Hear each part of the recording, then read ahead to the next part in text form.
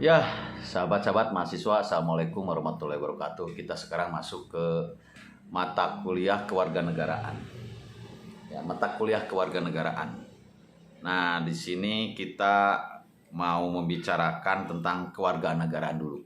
Apa sih kewarganegaraan itu? Ya, adik-adik mahasiswa yang kami hormati, kami banggakan.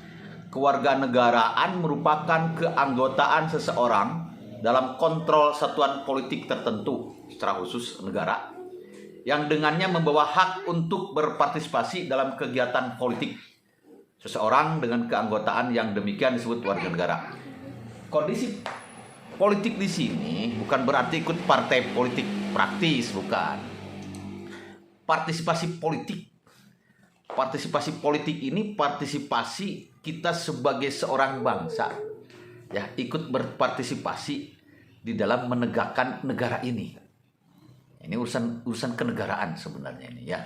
Kenegaraan itu masuk ke masyarakatan, budaya segala masuk, namanya warga negara. Ya, warga negara. Ya, warga negara. Kita ambil contoh tentang kewarganegaraan, ya. Kewarganegaraan, pendidikan kewarganegaraan, pemahaman pendidikan kewarganegaraan. Ya, pendidikan kewarganegaraan.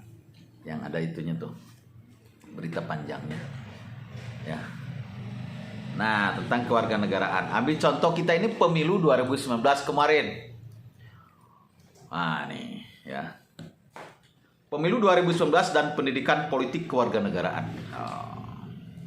Pemilihan umum atau pemilu legislatif dan presiden, wakil presiden berlangsung dalam suasana tegang pada tahun 2019 kemarin tuh, yang banyak meninggal itu, yang beresnya sampai hampir satu hari satu malam tuh, besoknya baru bisa beres tuh. Ya. Suasana itu terpantul dari beberapa gejala berikut. Pertama, serangan hoax, ya.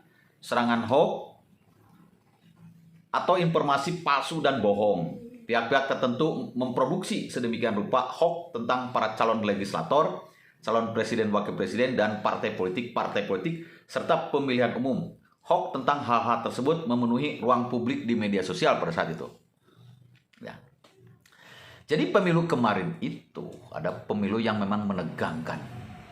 Pemilu merepotkan, pertempuran antara calon presiden, pengikut calon presiden A dengan calon pengikut presiden B. Muncullah hoax, muncullah itu dan ini segala macam untuk memenangkan dan segala cara. Kondisinya memang tegang, sampai terjadi banyak yang meninggal segala macam. Karena pada saat itu disekaliguskan pemilihan presiden dan pemilihan legislatif dan seterusnya. Artinya di situ terlalu banyak kegiatan-kegiatan yang dilaksanakan oleh para petugas KPU ini. Ya. Inilah pemahaman untuk warga masyarakat, bagaimana kita mengkontribusi pemikiran, pemahaman agar pemilu ini dilaksanakan secara sederhana, langsung, umum, bebas, dan rahasia. Tidak banyak korban seperti tahun 2019 kemarin. Nah, ini pemahaman seorang warga negara.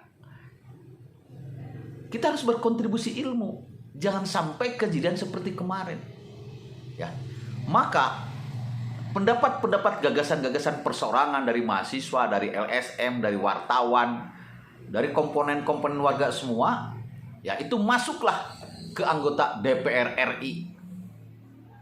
Melalui apa? Melalui reses DPR RI, ya, melalui surat, melalui sidang, melalui usulan-usulan dan sebagainya, agar tidak terulang kembali. Itulah sebagai warga masyarakat, itulah sebagai warga negara, itulah sebagai pendidikan kewarganegaraan. Ada mahasiswa yang kami hormati, kami banggakan. Ya, itulah pemahaman kewarganegaraan. Dari berbagai ragam pendapat dari warga masyarakat yang merasakan dampak dari suasana yang menegangkan di tahun 2019 pemilu kemarin, mengeluarkan ide-ide gagasan, pemikiran-pemikiran kita, sehingga kita bisa mengaplikasikan dalam ide dan gagasan, menyampaikan kepada anggota DPR RI agar merubah sistem itu, tidak terjadi terulang kembali kejadian serupa, ya, yang menegangkan itu. Maka di tahun 2024 nanti sistem ini mulai dirubah, pemilu ini mulai dirubah supaya tidak terlalu banyak korban jiwa. Ya, akhirnya kan kecurigaan-kecurigaan tentang suara di up lah, dan seterusnya, sehingga kepercayaan terhadap presiden yang terpilih pun ya di situ terdowngrade. Ya, ada trust, kepercayaan yang rendah. Ya, begitu. Adik-adik mahasiswa yang kami hormati dan banggakan, pemilu 2024 ini sudah ditentukan nih. Ya, sudah ditentukan. Ya, tetap dalam tahun yang sama 2024. Di situ ada pemilihan presiden, pemilihan DPR RI, pemilihan DPRD provinsi, DPRD kota, DPRD kabupaten, pilkada, pilgub. Wah, disekaligus-kan nanti itu tahun 2024. Ya. Adik-adik, tetap tahunnya sama. Ini disiasat ini supaya tidak terjadi banyak korban. Tetap tahunnya sama 2024. Rencananya begitu. Hanya bulan yang berbeda.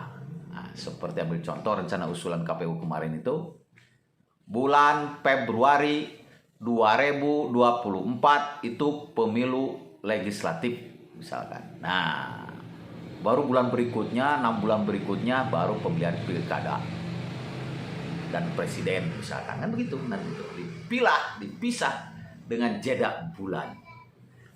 Itulah ya pengaturan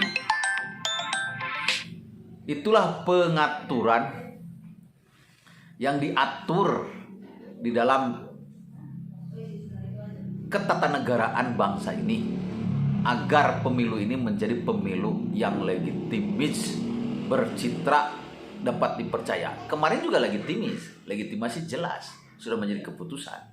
Tapi banyak perdebatan, mengundang perdebatan yang sampai saat ini seperti ini. Ya, udah jelas legitimasinya misalkan. Ya. Jadi untuk tahun 2024 ini ada sebuah perubahan. Bulan dibedakan, tahun sama. Itulah ya, kita sebagai warga negara harus memahami itu. Mahasiswa harus memberikan kontribusi dan menjalankannya ya dengan baik.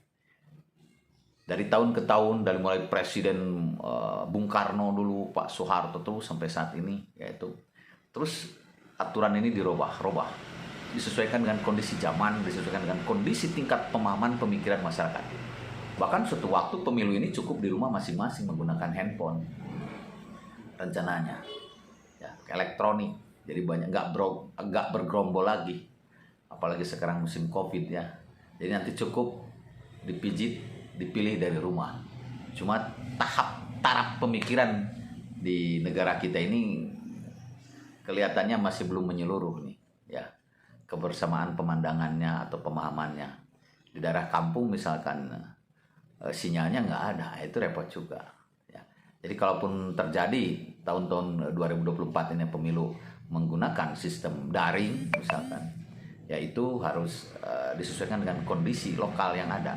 Karena tidak semua lokal mampu. Itulah sahabat-sahabat. Ya, jadi dalam pendidikan kewarganegaraan, ya sekaligus juga pendidikan Pancasila, ya kita harus memahami aturan-aturan. Ya, mohon maaf barangkali ada hal yang kurang berkenan. Itu dulu untuk sementara pertemuan kita kali ini. Wassalamualaikum warahmatullahi wabarakatuh.